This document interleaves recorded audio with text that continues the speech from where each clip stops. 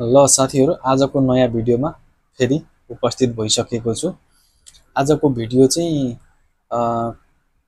कुखुरा पालनकै विषयमा हो, तर अलि छुट्टै किसिमको छ हैन। अब हामीले कुखुरा पालन चाहिँ सबैले प्राय जसो गरेका हुन्छौं। कुखुरा पालन चाहिँ गर्छौं, तर कुखुराहरुबाट फाइदा पनि आइराखेको हुँदैन र धेरै कुखुराहरु चाहिँ मरिराखेको हुन्छ, मरेर गइराखेको हुन्छ। अब त्यो कुखुरा कसरी मर्छ त भन्ने विषयमा चाहिँ हामीलाई जानकारी हुँदैन। अब 100 वटा 200 वटा यस्तै थोरै थोरैबाट हामीले पाल्न सुरु गरेका हुन्छौं। अब यो थोरै पाल्दाखेरि हामीले अब दैनिक डाक्टर ल्याएर देखाउने कुरा पनि हुँदैन, सकिँदैन। डाक्टरको फी अलि महँगै हुन जान्छ, त्यसकारणले गर्दा हामीले त्यो डाक्टरलाई पनि ल्याएर देखाउन सक्दैनौं र हामी आफैलाई पनि थाहा हुँदैन कि कुखुरा के कारणले मरेको छ त। हो यो विषयमा आजको भिडियोमा यही विषयमा कुरा गरिनेछ। अब हामीले यो विषयमा कुरा गर्दाखेरि साथीहरु मेन कुरा त हामी आफैलाई पनि अलिकति जानकारी हुनुपर्छ कि कुखुरालाई के कारणले रोग लाग्छ, के कारणले चाहिँ मर्छ हैन। यो विषयमा चाहिँ हामीले अलिकति पहिल्यैदेखि हामीले सोच्नुपर्छ। कुखुरा पाल्नु भन्दा अगाडिदेखि नै सोचेर बल्ल कुखुरा पाल्न सुरु गर्नुपर्छ। हामीलाई केही जानकारी नै हुँदैन, केही जानेकै हुँदैन, त्यतिकैमा हामीले कुखुरा ल्याएर चल्ला ल्याएर राखेर हामी सुरु गरिहाल्छौं। त्यही भएर हामीलाई धेरै घाटा लाग्ने कारण चाहिँ त्यो कारणले पनि हो। धेर जस्तो चाहिँ हामीले त्यही गरेका छौं सबैजनाले। हामीलाई थाहै हुँदैन टेम्परेचर कति टेम्परेचर मेन्टेन गर्नुपर्छ, कति के गर्नुपर्छ भन्ने कुरो नै हामीलाई थाहा हुँदैन। हामीले केही थाहा हुँदैन हैन, केही थाहा हुँदैन, तर पनि हामी चाहिँ कुखुरै पाल्नु छौं, अरूले पालेको देख्छौं, सजिलो लाग्छ अनि हामीले त्यही नै सुरु गरिहाल्छौं। तर यसो गर्नाले गर्दा 100 मा 80% लाई चाहिँ घाटै भइरहेको छ। अहिलेसम्म फाइदा भएको चाहिँ 20% पनि राम्रोसँग मान्छेलाई फाइदा छैन।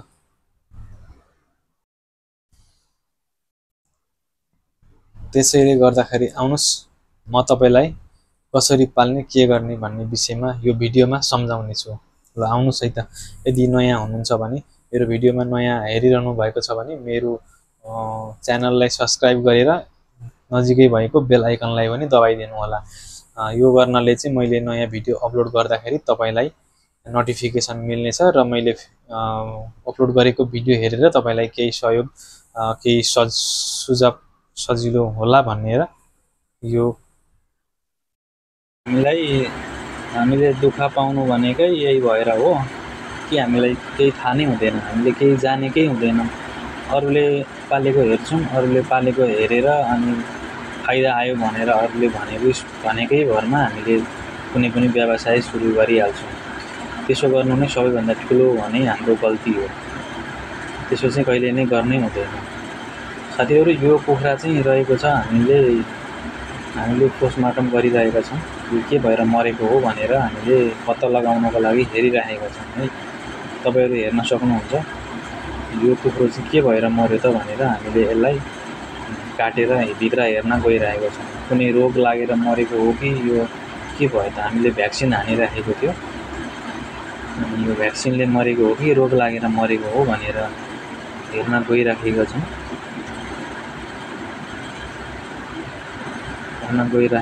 साथीहरु यो देख्न सक्नुहुन्छ तपाईहरुले।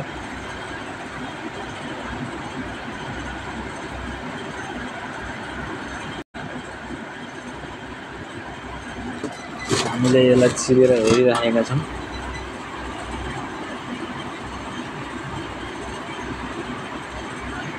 एकदम अनिवार्य छ। यसरी आफूले पालेको कुखुराहरु चाहिँ मर्यो भने चाहिँ छिरेर हेर्न एकदम अनिवार्य छ। के भयो भन्ने कुरा अनि नचिरिकन थाहा पाउन सकिँदैन र उपचार गर्ने कुनै हुँदैन, थाहै हुँदैन के भयो भनेर, कुन रोगको चाहिँ उपचार गर्ने त हैन। अनि त्यसकारणले गर्दा चिरेर हेरेर बल्ल उपचार गर्नुपर्छ। चिरेपछि मात्र थाहा हुन्छ के भएर मरेको हो भन्ने कुरो। चिरेर हेरेपछि बल्ल थाहा हुन्छ। हेर्नुस् यो चाहिँ हामीले भ्याक्सिन लगाएको कुखुरा हो। यो चाहिँ भ्याक्सिनले मरेको हो, देख्न सक्नुहुन्छ। त्यहाँ हेर्नुस् यो सेतो दबाई नै छ त्यहाँ भित्र।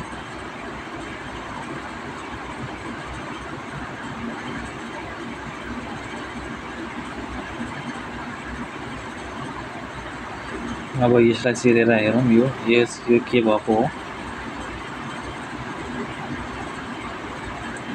यसलाई पनि त्यही भ्याक्सिन नै भइराखेको हो। अब के भएर मर्यो त्यो भ्याक्सिन मिस्टेक भएर मर्या हो या यसलाई कुनै रोगले मर्या हो, यो त अब चिरेपछि नै थाहा हुने कुरा हो। देख्न सक्नुहुन्छ यतिको चाहिँ जान्नुपर्छ, आफैले जान्नुपर्छ। यतिको जानेन भने कुनै पनि व्यवसाय नगर्दा पनि हुन्छ।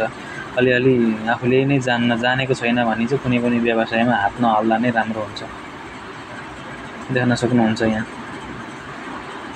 यसरी चिरेर हेरेपछि अनि बल्ल थाहा पाउन सकिन्छ।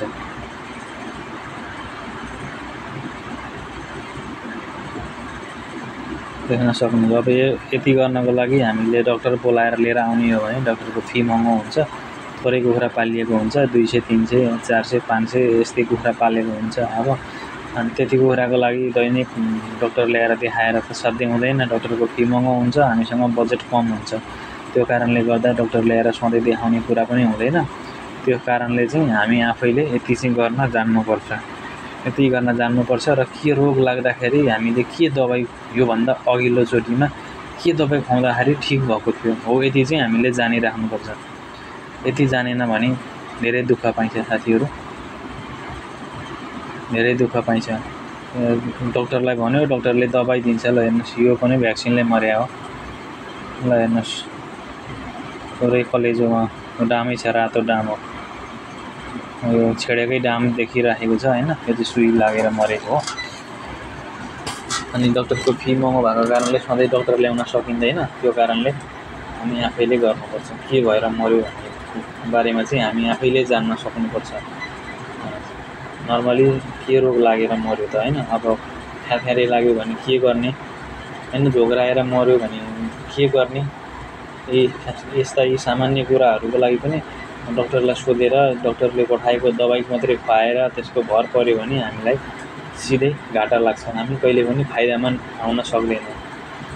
डाक्टरलाई पनि ठ्याक्कै थाहा हुँदैन। अब धेरैवटा रोगको एउटै लक्षण हुन्छ। अब कुखुरा झोक्राएको हुन्छ, अब त्यसलाई के भएर झोक्राएको त, अब ज्वरो आएर झोक्राएको छ कि अब रातो छेरेको छ कि ख्यार छ कि आँखा पाकेको छ कि हैन, यो त हामी आफैले छुट्याउन सक्नु पर्यो। र अनि यस्तो भएको यो रोगको दबाई दिनु भन्दाखेरि डाक्टरले दबाई दिने हो।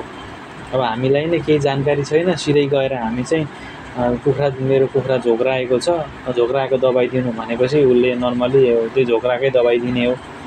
झोक्राको दबाई दिएर त कुखुरालाई ज्वरो आएको रहेछ भने त ज्वरो त ठिक हुँदैन। झोक्राको दबाई झोक्राएको कुखुरा देखेपछि झोक्रा आएपछि के चाहिँ भएर झोक्रायो भन्ने कुरातिर जान्नुपर्छ। पहिला हामी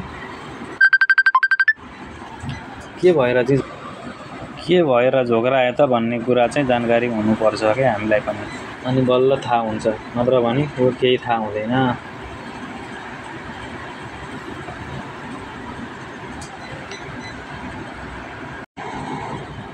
हामीले अरूले गरेकै देखेकै भरमा हामी आफैले सबै कुरा जानिहाल्यौँ, थाहा भइहाल्यो भनेर चाहिँ गर्छौँ। हेर्नुहोस् पुरै रगत जमेको छ, यसको पनि भित्र पुरै रगत जमेको छ। यो सुईले कलेजो घोसेर पुरै कलेजोबाट रगत निस्केर जमेर मरेको छ